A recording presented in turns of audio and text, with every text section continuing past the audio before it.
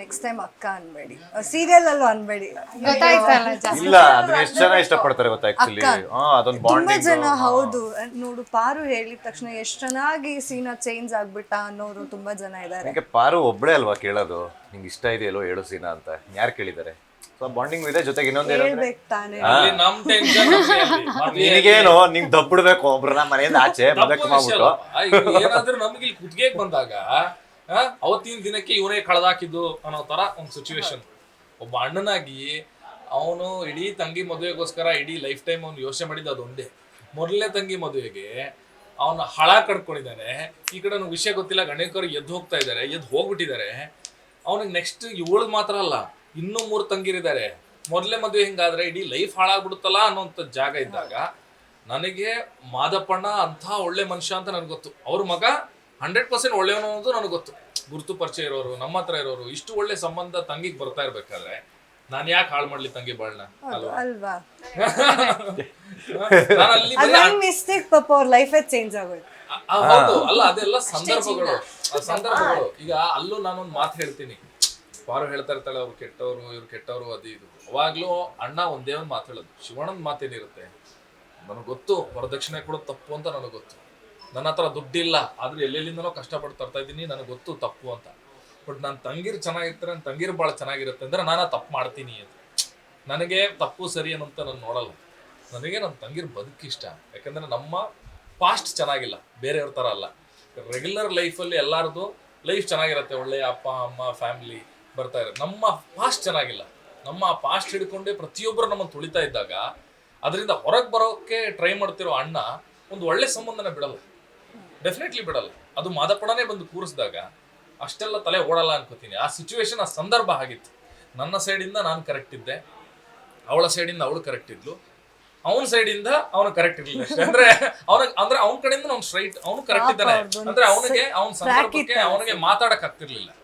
ಯಾಕಂದ್ರೆ ಅವತ್ತಿನ ದಿನಕ್ಕೆ ಅವನಿಗೆ ಹೇಳಂಗಿಲ್ಲ. ಯಾಕಂದ್ರೆ ಅವನಿಗೆ ಎಲ್ಲಿ ನಾನೇ ದುಡ್ಡು ಕಳೆದಾಕಿದ್ದು, ಹೆಂಗ್ ಮಾತಾಡ್ಬಿಡ್ಲಿ, ಈ ಮದುವೆ ಹಾಳಾಗಿದ್ದು ಇವನಿಂದನೇ ಅನ್ನೋಂಥ ಥಾಟ್ ಅವನಿಗಿತ್ತು. ಬರ್ಲಿ ನಿಮ್ಮಮ್ಮ ಬರ್ಲಿ, ಜೈಲಿಂದ ಬರ್ಲಿ, ಯಾರು ನಿಮ್ಮಮ್ಮ ಬರ್ಲಿ ಮಾಡ್ತೀವಿ. ಅಲ್ಲ ಅಂದ್ರೆ ಇದು ಆಕ್ಚುಲಿ ಸುಮಾರು ಜನ ಯೋಚನೆ ಮಾಡ್ಬೇಕನ್ನೋಂಥದ್ದು ತುಂಬಾ ಒಳ್ಳೆ ಒಂದು ಕಂಟೆಂಟ್ ಅದು. ಅಂದ್ರೆ ಎಲ್ಲರಿಗೂ ಒಂದೊಂದು ಪರ್ಸ್ಪೆಕ್ಟಿವ್ ಇದೆ. ಅವನು ಏನಕ್ಕೆ ಮಾತಾಡ್ಬೋದಿತ್ತಲ್ಲ ಇವನು ಎದ್ದು ಅಂತ. ಅವ್ನ ಪಾಪ ಅವ್ನು ಮಾತಾಡೋ ಸ್ಥಿತಿಲಿ ಇರ್ಲಿಲ್ಲ. ಯಾಕಂದ್ರೆ ಅವನು ತಲೆಯಲ್ಲಿತ್ತು ನಾನೇ ಕಳೆದಾಕ್ಬಿಟ್ಟಿದೀನಿ, ಮದುವೆ ಹಾಳಾಗಕ್ಕೆ ನಾನೇ ಕಾರಣ ಅನ್ನೋಂಥದ್ದು ಅವ್ನ ತಲೆಯಲ್ಲಿ ಇದ್ದಿದ್ರಿಂದ ಅವನಿಗೆ ಮಾತಾಡಕ್ಕಾಗ್ಲಿಲ್ಲ. ಮಾದಪ್ಪಣ್ಣ ಅಯ್ಯೋ ನಾನು ಇವನಿಗೆ ಜವಾಬ್ದಾರಿ ಕೊಟ್ಟು ಈ ಮದುವೆ ನಿಲ್ಲೋ ತರ ಮಾಡ್ಬಿಟ್ಟಲ್ಲ ಅನ್ನೋ ಗಿಲ್ಟ್ ಅವ್ರಿಗೆ ಕಾಡಿರೋದ್ರಿಂದ ಅವರು ಆ ಡಿಸಿಷನ್ ತಗೊಂಡ್ರು. ಆ ಜಾಗದಲ್ಲಿ ಎಲ್ಲರೂ ಅವ್ರವ್ರ ಸೈಡಿಂದ ಕರೆಕ್ಟ್ ಇದ್ರು. ನೀನ್ ಯಾಕೆ ಮಾತಾಡಿಲ್ಲ, ಅವ್ರು ಯಾಕೆ ಮಾತಾಡಿಲ್ಲ ಅಂತ ಸಂದರ್ಭ ಅದು. ನೀವು ಖುಷಿ ಪಡ್ಬೇಕು, ನಿಮ್ ತಂದೆ ಅಷ್ಟು ರೆಸ್ಪೆಕ್ಟ್ ಕೊಡ್ತಾ ಇದಾರೆ ಅವರಿಂದ. ಬೇಡ, ರೆಸ್ಪೆಕ್ಟ್ ಯಾರಿಗೆ ಬೇಕು? ಪ್ರೀತಿಸೋ ಹುಡುಗಿತಾನೆ ಬೇಕಾಗಿರೋದು, ರೆಸ್ಪೆಕ್ಟ್ ಇಟ್ಕೊಂಡು ಏನ್ ಮಾಡೋದ? ಅಲ್ಲ ನಿಜ, ಅವನ ಕಡೆಯಿಂದ ಅವ್ನು ಕರೆಕ್ಟ್. ಒಬ್ಬ ಯಾವ್ದೇ ನಿಮ್ ತಮ್ಮಂಗೆ ನೀವು ಅವತ್ತು ಅಷ್ಟು ಹೇಳಿದಿರಾ, ಮತ್ತೆ ಪ್ರೀತಿಸಿರೋ ಹುಡುಗಿ ಬೇಕು ಅಂತಿದ್ದಾರೆ. ಅಲ್ಲ ಪ್ರೀತಿ ಅನ್ನೋದೇ ಹಾಗೆ ಅಲ್ವಾ. ಪ್ರೀತಿ ಅಂದ್ರೆ ಇವತ್ತಿಂದ ಬಂದು ಒಂದೇ ಸತಿ ನಾಳೆ ಹೋಗ್ಬಿಡುವಂಥದ್ದಲ್ಲ.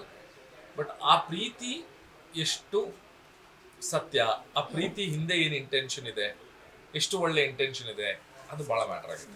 ಬಟ್ ಪಿಂಕಿ ಎಲ್ಲೂ ಕೆಟ್ಟೋಳಲ್ಲ ಆಕ್ಚುಲಿ. ಕೆಟ್ಟವ್ಳು ಖಂಡಿತ ಅಲ್ಲ. ಯಾಕಂದ್ರೆ ಅವಳು ಎಲ್ಲೂ ಯಾವತ್ತೂ ಆಸ್ತಿಗೆ ಆಸ್ತಿ ಪಟ್ಟಿಲ್ಲ. ಅವರಪ್ಪ ಆಬ್ವಿಯಸ್ಲಿ ಸೀನನ ಆಸ್ತಿಗೋಸ್ಕರನೇ, ಅವರಪ್ಪ ಸೀನನ ಆಸ್ತಿ ಅಲ್ಲ, ಸೀನ ಅವರಪ್ಪನ ಆಸ್ತಿಗೋಸ್ಕರನೇ ಆಸೆ ಪಟ್ಟಿರೋದು. ಬಟ್ ಅವಳು ಎಲ್ಲೂ ಯಾರು ಅದು ತಪ್ಪಲ್ವಾ? ಅವಳೊಂದು ಡೈಲಾಗ್ ಹೇಳ್ತಾಳೆ, ನನಗೆ ಸೀನನ್ ಆಸ್ತಿ ಇಟ್ಕೊಂಡು ನನಗೆ ಏನಾಗಬೇಕಾಗಿದೆ, ನಿನಗೆ ಸೀನನ್ ಆಸ್ತಿ ಮೇಲೆ ಕಣ್ಣವ್ರೆ ನಂಗೆ ಸೀನಾನೇ ಆಸ್ತಿ ಅಂತ ಅವ್ನು ರಿಜಿಸ್ಟರ್ ಮಾಡಿದ್ದಾರೆ. ಜನ ಅದನ್ನ ನೋಟಿಸ್ ಮಾಡಲ್ಲ. ಅಲ್ಲ ಆಗ್ಲಿ ಈಗ ನನ್ನ ಲೆಕ್ಕದಲ್ಲಿ ಕರೆಕ್ಟ್ ಇದೆ, ಪಿಂಕಿ ತಪ್ಪಲ್ಲ. ಅಲ್ಲ ಜಸ್ಟ್ ಡಿಬೇಟ್ ನಾವಿಬ್ರು ಆಯ್ತಾ, ಅದೇನೇ ಇರ್ಲಿ. ನಾನೇನ್ ಹೇಳೋದು ಅಂದ್ರೆ ಪಿಂಕಿ ಸೈಡ್ ಇಂದ ತಪ್ಪು ಅಂತ ನಾನು ಹೇಳ್ತಾ ಇಲ್ಲ. ಈಗ ಸದ್ಯಕ್ಕೆ ಈಗ ಶಿವಣ್ಣ ಪಿಂಕಿಗೆ ವಾರ್ನಿಂಗ್ ಕೊಡುವಂತ ಸೀನ್ಗಳಾಗಿವೆ. ಸೊ ಅದ್ರಲ್ಲೂ ನೀವು ನೋಡಿದ್ರೆ ಶಿವಣ್ಣಂಗೆ ಇನ್ನೂ ಗೊತ್ತಿಲ್ಲ ಇವರಿಬ್ರು ಪ್ರೀತಿಸ್ತಿದ್ರು ಅನ್ನೋದು ಗೊತ್ತಿಲ್ಲ. ನಾನು ಅವಳಿಗೆ ವಾರ್ನಿಂಗ್ ಕೊಟ್ಟಿದ್ದೀನಿ ಅಂದ್ರೆ ನನಗ್ ಗೊತ್ತಿರೋದೇನು, ನನ್ನ ತಂಗಿ ನನ್ನ ಬಾಮೈದ ಇವರಿಬ್ರು ಸಂಬಂಧಕ್ಕೆ ಯಾರೋ ಬರ್ತಾ ಇದ್ದಾರೆ ಅಂದಾಗ ಅಣ್ಣನಾಗಿ 100% ನಿಂತವನು ಹೇಳ್ತಾನೆ. ಅದರಲ್ಲೂ ಶಿವಣ್ಣ, ಬೇರೆ ಅಣ್ಣದಕ್ಕಿಂತ ಶಿವಣ್ಣ ಎಕ್ಸ್ಟ್ರೀಮ್. ಅವನ ಬ್ಯಾಕ್ಗ್ರೌಂಡ್, ಅವನ ಪಾಸ್ಟ್ ತುಂಬಾ ಕೆಟ್ಟದಾಗಿರೋದ್ರಿಂದ 100% ತಂಗಿ ಬಾಳನ್ನ ಹಾಳು ಮಾಡಕ್ ಬಿಡಲ್ಲ, ಮಾತಾಡೇ ಆಡ್ತಾನೆ. ಅದೊಬ್ಬ ಅಣ್ಣನ ಕರ್ತವ್ಯ, ಮಾಡೇ ಮಾಡ್ತಾನೆ. ಈಗ ಶಿವಣ್ಣನಿಗೆ ಮೋಸ್ಟ್ಲಿ ಗೊತ್ತಾದ್ರೆ ಇವಳು ನಮ್ಮ ಮದುವೆಕ್ಕಿಂತ ಮುಂಚೆನೆ ಅವರಿಬ್ರು ಪ್ರೀತಿಸ್ತಾ ಇದ್ರೋ ಏನೋ ಅಂತಂದಾಗ ಗೊತ್ತಿಲ್ಲ. ಬಟ್ ಏನು ಮಾಡೋಕ್ಕಾಗಲ್ಲ. ಹಂಗಂತ ತಂಗಿನ ಮನೆ ಕರ್ಕೊಂಬರಕ್ಕಾಗಲ್ಲ. ನೀವು ಯಾಕಂದ್ರೆ ಆ ಸಂದರ್ಭಗಳು ಹಂಗೆ ಮಾಡಿದೆ, ಸಿಚುವೇಶನ್ ಯಾರು ಬೇಕು ಅಂತ ಮಾಡಿರೋದಲ್ಲ. ಎಷ್ಟೋ ಸಲ ಎಷ್ಟೋ ಜನರ ಜೀವನದಲ್ಲಿ ನಮ್ಮ ಡಿಸಿಷನ್ ಅಥವಾ ದೇವ್ರ ವಿಲ್, ಗಾಡ್ಸ್ ವಿಲ್ ಅಂತ ಏನ್ ಹೇಳ್ತೀವಿ, ಅದನ್ನ ಮೀರಿ ಸಂದರ್ಭಗಳು ಆಟ ಆಡುತ್ತೆ. ಪ್ರತಿಯೊಂದು ಸಿಚುವೇಶನಲ್ಲೂ ಸಂದರ್ಭಗಳೇ ಆಟ ಆಡೋದು.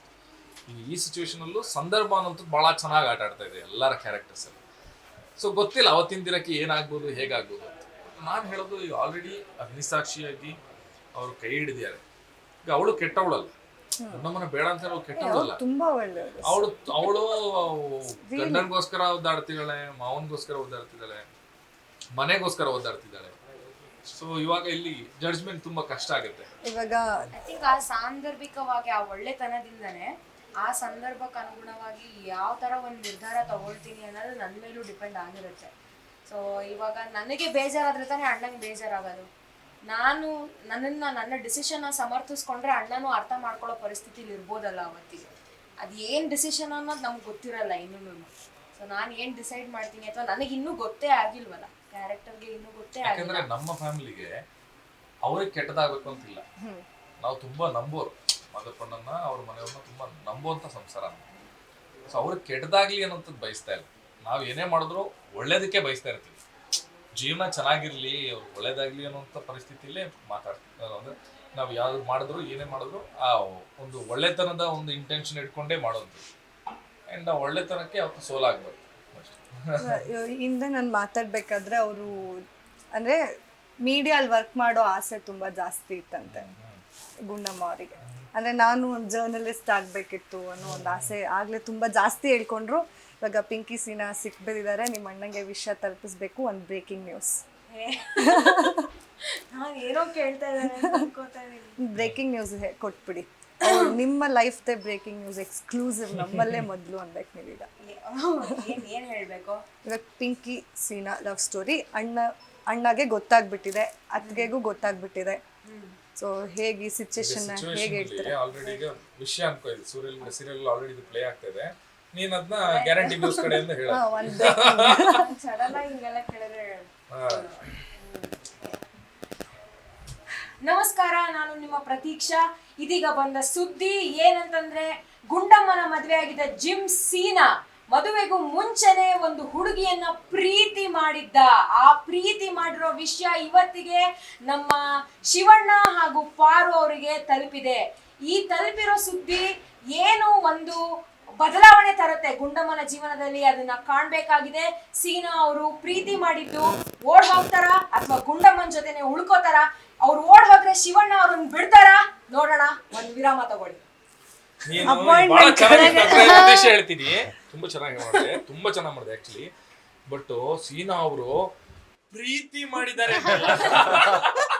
ಅದು ಗುಂಡಮ್ಮ ಆಗಿ ಹೇಳಲ್ಲ ಮಧ್ಯದಲ್ಲಿ. ಹೌದು, ಪ್ರೀತಿ ಮಾಡಿದ್ದು ಕ್ರೈಮ್ ಮಾಡೋ ತರ. ಅದು ಕ್ರೈಮ್ ತರನೇ ತಾನೆ. ಇವಾಗ ಮದ್ವೆ ಆಗಿದೆ, ಮದ್ವೆಗಿಂತ ಮುಂಚೆ ಪ್ರೀತಿ ಮಾಡಿದ್ರು ಅವರು. ಪ್ರೀತಿ ಮಾಡಿದ್ರೆ ಕ್ರೈಮ್, ಮದ್ವೆಗಿಂತ ಮುಂಚೆ ಪ್ರೀತಿ ಮಾಡಿದ ಕ್ರೈಮ್ ಹೆಂಗಾಗುತ್ತೆ? ಪ್ರೀತಿ ಮಾಡಿರೋದೇ ಹೈಲೈಟ್. ಯಾಕೆ ಪ್ರೀತಿ ಮಾಡೋದು ಯಾರಿಗೂ ಗೊತ್ತಿಲ್ಲ, ನಿಮ್ಗೆ ಗೊತ್ತಿಲ್ಲ. ವೆಲ್ ಡನ್, ತುಂಬಾ ಚೆನ್ನಾಗಿದೆ. ತುಂಬಾ ಥ್ಯಾಂಕ್ಸ್.